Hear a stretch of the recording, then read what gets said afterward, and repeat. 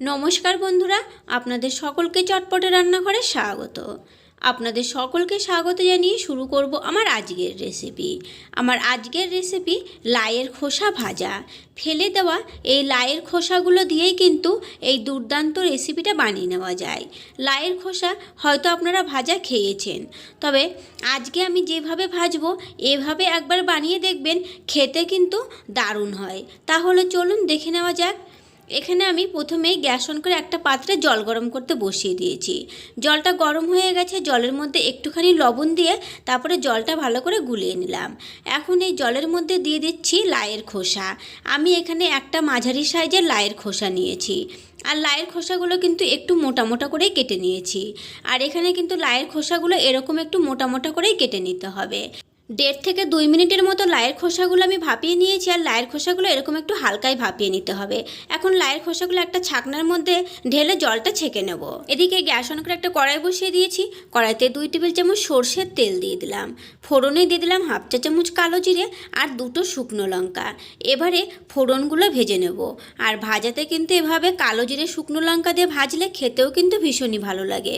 তারপরে একটা বড় সাইজের আলু নিয়েছি। আলুটা আমি একটু মোটা মোটা করেই কেটেছি, একদম পাতলা করে কাটিনি। এখন গ্যাসের ফ্লেমটা মিডিয়ামে রেখে আলুটা প্রথমে 2 মিনিটের মতো হালকাই একটু লালচে রং হওয়া অবধি ভেজে নেব। আলুগুলো যখন এরকম একটু লালচে রং চলে এসেছে তখন দিয়ে দেবো হালকা ভাপিয়ে নেওয়া লাইয়ের খোসাগুলো। তারপরে দিয়ে দিলাম স্বাদ অনুযায়ী লবণ, আর দিয়ে দিলাম 1/2 চা চামচ হলুদের গুঁড়ো। এখন গ্যাসের ফ্লেমটা মিডিয়ামে রেখে এই আলু আর লাইয়ের খোসাগুলো একসঙ্গে আবারও প্রায় 3 মিনিটের মতো একটু ভেজে নেব, যাতে এগুলো একটু ভাজা ভাজা হয়ে যায়। তো এখানে আমি 3 মিনিটের মতো ভেজে নিয়েছি, আর প্রায় কিন্তু ভাজা ভাজা হয়েও এসেছে। এখন দিয়ে দিচ্ছি 2টো কাঁচা লঙ্কা কুচি, তবে ঝালটা আপনারা যে যেমন খেতে পছন্দ করেন সেটা বুঝেই দেবেন।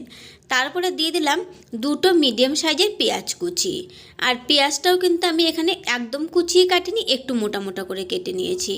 তবে আপনারা পেঁয়াজটা না খেলে পেঁয়াজটা বাদ দিয়েও করে নিতে পারেন। পেঁয়াজ কুচি দিয়ে খুব ভালো করে নেড়েচেড়ে মিশিয়ে নেওয়ার পরে এখন কিন্তু গ্যাসের ফ্লেমটাকে আমি মিডিয়ামে রেখেই আবারও লাইয়ের খোসাগুলো 2 থেকে 3 মিনিটের মতো খুব ভালো করে ভেজে নিয়েছি। আর এখন কিন্তু আমাদের এই লাইয়ের খোসা ভাজা একদম রেডি। গ্যাসের ফ্লেমটা অফ করে দিলাম, আর এই লাইয়ের খোসা ভাজা আমি নামিয়ে সার্ভ করে দেখিয়ে দিচ্ছি। তো এই যে দেখুন, আমাদের এই লাইয়ের খোসা ভাজা পরিবেশন করার জন্য এখন একদম রেডি। তো গরম গরম ডাল ভাতের সঙ্গে এরকম লাইয়ের খোসা ভাজা কিন্তু খেতে ভীষণই দুর্দান্ত লাগে। এটা কিন্তু রুটি দিয়ে খেতেও ভীষণই ভালো লাগে। ভালো লাগলে চ্যানেলটিকে লাইক, শেয়ার ও সাবস্ক্রাইব করে নেওয়ার অনুরোধ রইল পাশে থাকা বেল আইকনটি সমেত। তাহলে আমার নতুন ভিডিও আপডেট সবার আগে আপনাদের কাছে নোটিফিকেশান পৌঁছে যাবে। আজকের মতো এই পর্যন্তই। ফিরে আসবো নতুন কোনো রেসিপি নিয়ে।